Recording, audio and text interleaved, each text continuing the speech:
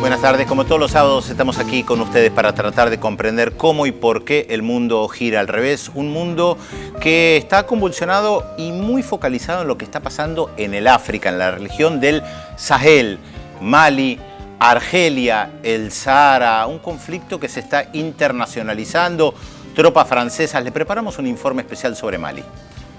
Y vamos a tener la oportunidad de conversar acá en el piso con Rafael Folonier. Él es el coordinador técnico de la Presidencia de la Nación para asuntos latinoamericanos, un especialista y un seguidor desde el primer momento, desde la constitución de la UNASUR, y además un próximo encuentro, una nueva cumbre regional, esta vez del CELAC en Chile, que nos va a anticipar Folonier qué va a tratar ahí, qué es lo que puede esperarse de este nuevo encuentro en un momento muy particular para la región. Bueno, y hablábamos de África del Norte, de la zona de Oriente Medio. El martes va a haber elecciones en Israel, elecciones importantes, van a ser las primeras después de justamente la primavera árabe y toda la transformación que está habiendo en esa zona, y también la primera después de que las Naciones Unidas dijeron que Palestina puede ser observador no miembro de Naciones Unidas, es decir, una novedad también para los palestinos. En ese contexto va a haber elecciones parlamentarias y vamos a tener un informe sobre quiénes son los candidatos y también el corrimiento hacia la derecha que está sufriendo ese país. Recrudece la intervención de Francia en Mali y abre la puerta a la posibilidad del despliegue eventual de las fuerzas de la OTAN y los Estados Unidos en África. A préparer le déploiement d'une force. No es ningún secreto que la mayor parte de las intervenciones militares de las potencias occidentales en países del tercer mundo están motivadas principalmente por la defensa de sus intereses económicos y estratégicos.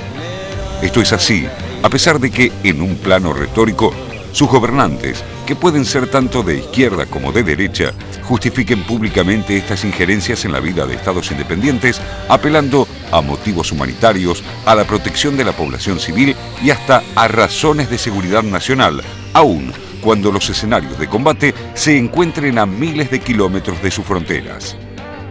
Ahora, Europa y Estados Unidos se manifiestan muy preocupados por todo lo que ocurre en África, a diferencia de los 90, cuando observaron sin conmoverse el genocidio de Ruanda, donde fueron asesinadas 1 millón de personas.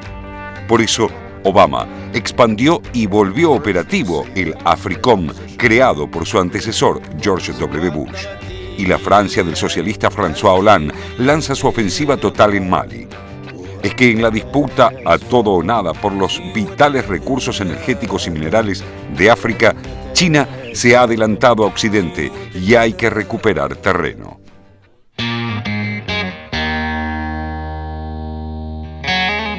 La crisis en Mali comenzó a principios de 2012, cuando una revuelta militar de soldados y oficiales acabó con 20 años de democracia, derrocando al presidente Amadou Touré.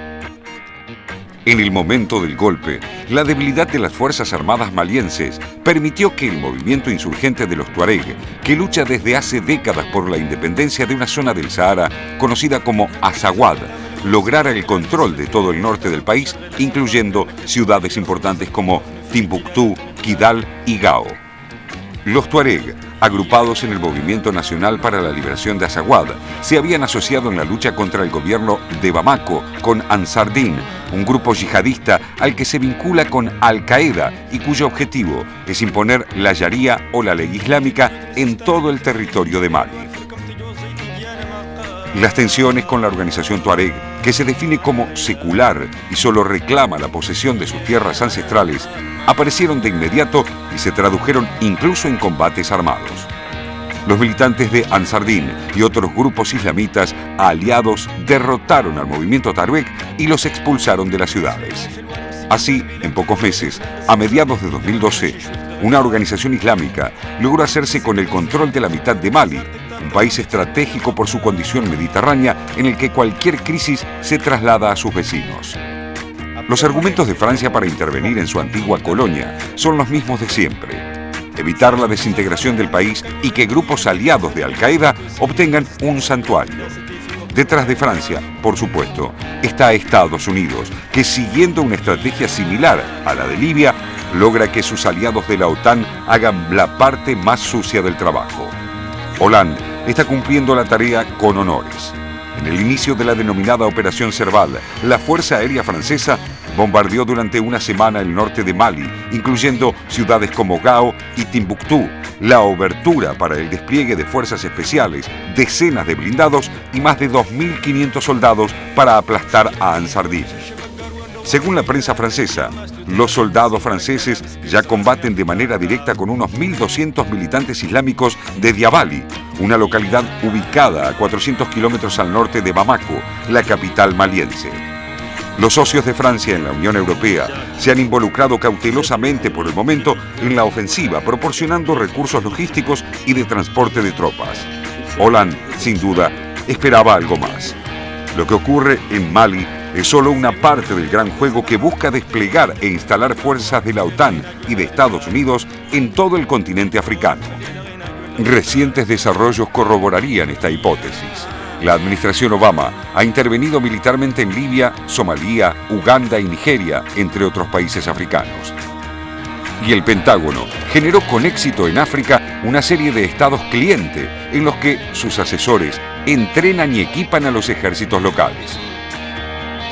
Esto ocurre en Burkina Faso, Chad, Mali, Mauritania, Marruecos, Níger, Nigeria, Senegal, Sierra Leona y Túnez. El precio que podría pagar Hollande por plegarse a los designios estadounidenses puede ser muy elevado. De ahora en más, las fuerzas francesas y el débil ejército de Mali podrían afrontar una larga y desgastante guerra de guerrillas prolongada por meses, lanzando a Francia a un escenario muy similar al de Afganistán.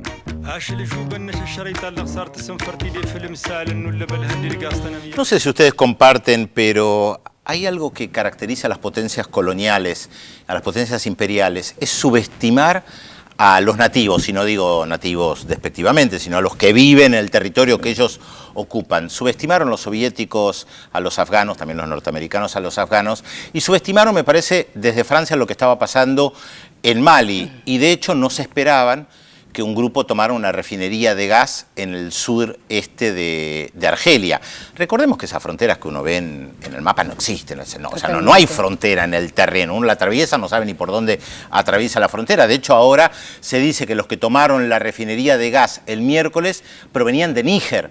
No se sabía si venían de Libia, de Mauritania, de Mali, de Argelia. Ahora unos dicen que venían de Níger. No está todavía claro también si la operación terminó de rescate de los rehenes, porque la prensa da información muy contradictoria. Esto está a 1.700 kilómetros de la capital de Argelia, está en muy difícil acceso al pueblo más cercano de la refinería de gas, está a 40 kilómetros del lugar, no hay nada cerca, los periodistas no tienen acceso, la única voz que llega es la voz del gobierno argelino, que dice que todo salió bien. Sin embargo, no queda claro cuántos rehenes murieron, si murieron argelinos, si murieron extranjeros. Ahora, una refinería que para Argelia, Raúl, es muy importante. Es muy importante, y esta quizás es una de las explicaciones de la tan cruel respuesta que dio el gobierno argelino, porque se sintió tocada en uno de sus resortes económicos más importantes. Esta planta de Tigan Turín, en de In Amenas. Es una explotación conjunta de British Petroleum de Gran Bretaña, Statoil de Noruega y la local, Sonatrach, que es la petrolera Sonatrach, que es la petrolera argelina.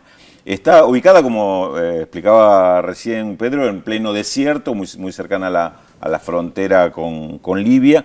Y tiene la particularidad de que de ahí sale el 18% del gas que exporta Argelia. Recordemos que la exportación de gas es uno de los recursos económicos más importantes de Argelia. Si el 18% sale de ahí, se explica o se entiende la importancia que tiene este punto neurálgico de la economía argelina. Además, en cuanto a las condiciones, este lugar desértico o tan lejano de todo es lo que obliga a que los 700 empleados vivan en una especie de zona residencial propia, que está además custodiada por una empresa francesa. La encargada de la seguridad es una empresa francesa, CSI, y además tiene una base militar prácticamente propia, a menos de 4 kilómetros de la planta. Una de las sorpresas, ¿no?, que se da, o que por lo menos planteaban, que tan custodiada y tan aislada como pudo haber sido que un comando la tomara, ¿no? Que por otro lado dicen que está compuesto por distintas nacionalidades, por hombres muy jóvenes de 30 a 35 años, y bueno, se supone que están, digamos, liderados de alguna manera por Al-Qaeda. Ahora, por supuesto que esto de Argelia, lo dijimos de alguna manera, está vinculado con lo de Mali, no es algo separado, y la fecha tampoco es casual, porque el 17 de enero del 2012, o sea, hace exactamente un año, fue la primera rebelión de los Tuareg en el norte de Mali. A partir de ahí se desencadena toda esta nueva historia, digamos, porque es una historia también vieja, que tiene que ver, como decía Pedro, con la colonia. El 17 de enero es el primer levantamiento tuareg.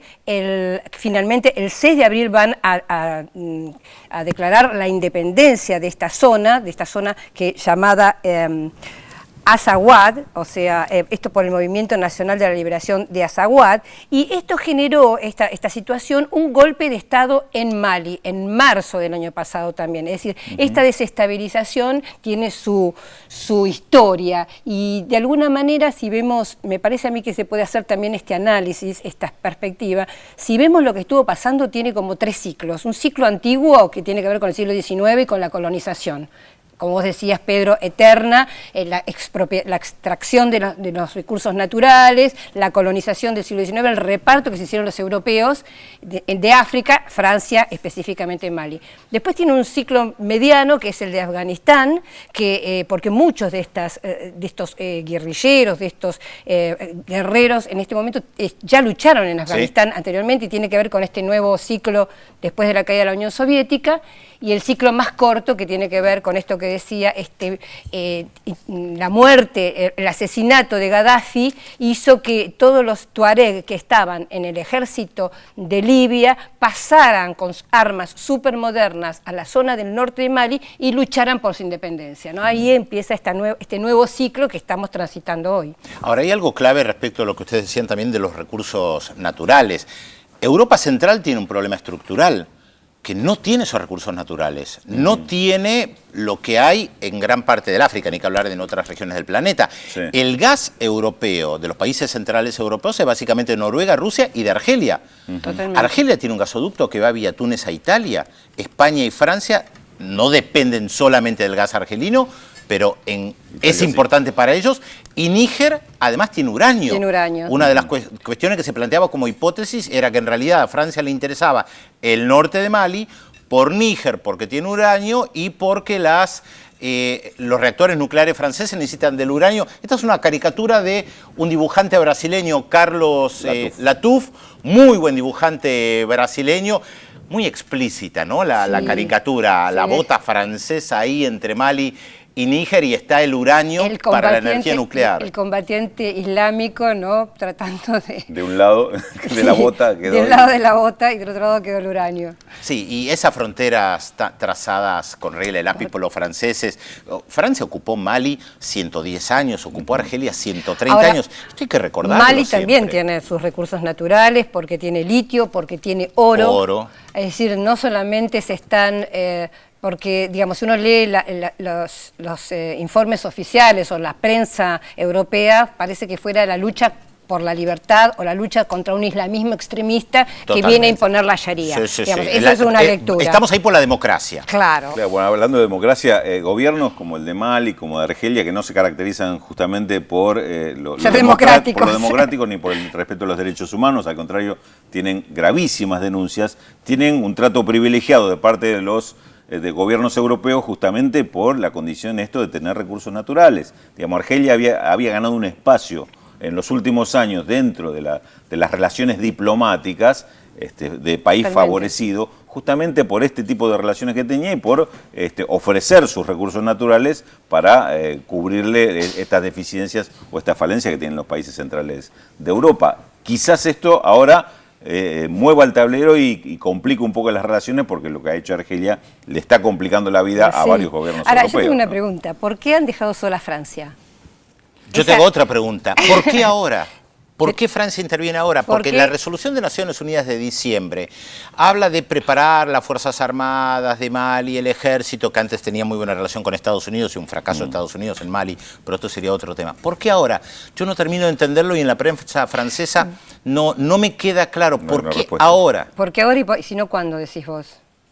¿Por qué no esperar a tener el paraguas de Naciones Unidas, los ejércitos africanos y tener una intervención más ordenada? Está vinculada con mi pregunta, porque mi pregunta es por qué Naciones Unidas justamente no otorgó, porque Francia hizo todo lo posible, se convocó al Consejo de Seguridad, tuvo reuniones con Gran Bretaña, con Estados Unidos, incluso con los países africanos, solicitando casi a gritos ayuda para hacer esta intervención, para no hacer esta intervención solo. Y de alguna manera, por alguna razón que yo no termino de entender, si es por falta de tropas, si por un problema económico, si es por un problema estratégico, la verdad que yo no termino de entender qué es lo que hay detrás, pero la verdad es que la ayuda a Francia ha sido mínima, ¿no?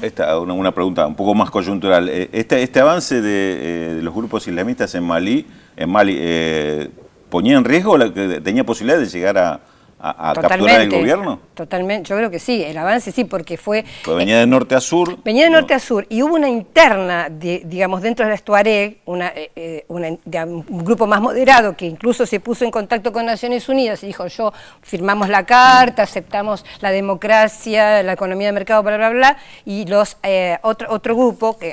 Ahora voy a decir muchísimos grupos, el nombre, pero Tuareg, ¿no? Galimatías de siglas. Claro, pero el grupo entró en combate, el grupo Ansar Dine, que también es Tuareg, entró en combate con los grupos moderados y triunfó. Esto junto con otros grupos como Al-Qaeda, Magreb Islámico y como el monoteísmo Jihad en África Occidental, que son grupos mucho más ultras, digamos, fue lo que me parece a mí desencadenó esta necesidad de ayuda, porque a su vez tienen ramificaciones en Mauritania, en Argelia, en Libia, es decir, hay ramificaciones en toda África, ¿no? Sí, especialmente en el Sahel, en toda esa región subsahariana. De todas maneras, ya hay voces disonantes en Francia, y dos muy fuertes. El ex primer ministro Dominique de Villepin, que dijo nos estamos metiendo en un terreno fangoso, como en Afganistán, como en Irak, como en Libia, en nombre de la democracia. Ahí no se logró ni Estado fuerte ni democracia. Y el expresidente Valéry Giscard d'Estaing, que dijo que esto parece una acción neocolonial, palabra fuerte de un presidente conservador de Francia, no un izquierdista trasnochado. Claro, hay internas en todos lados, ¿no? Hay internas dentro del islamismo, internas en Mali, internas en la derecha Francia, francesa, claro. Derecha francesa. Bueno, vamos a saludar a Félix Taylor. ¿Qué tal, Félix? Hola, ¿qué tal? Muy buenos días. Bueno, estamos en vivo, como siempre, hasta las 13:30, aquí en la televisión pública. Por supuesto, muchísimos mensajes. Tenemos el 0800 444 1777 y 45350709 para comunicarse con nosotros. También recuerden que pueden visitarnos a través de la red social Facebook. Yo veo Visión 7 Internacional o Visión 7 Internacional para dejarnos allí sus mensajes. Claro está, tenemos muchísimos. Nos llaman desde Mar de Ajó. Dice, el tiempo en la costa no está muy bueno, estamos aprovechando este tiempo para verlos. Desde aquí lo vemos todos los sábados, así que le mandamos un beso grande a todos los televidentes que están en la costa que nos miran. Bueno, vamos con el primer dato del personaje de hoy.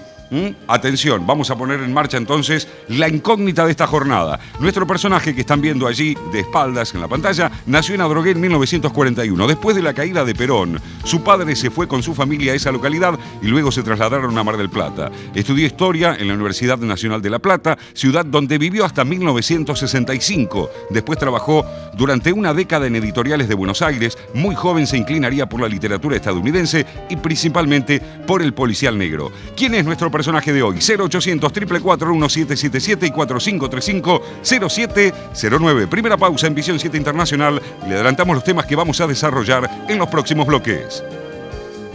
América Latina y su integración.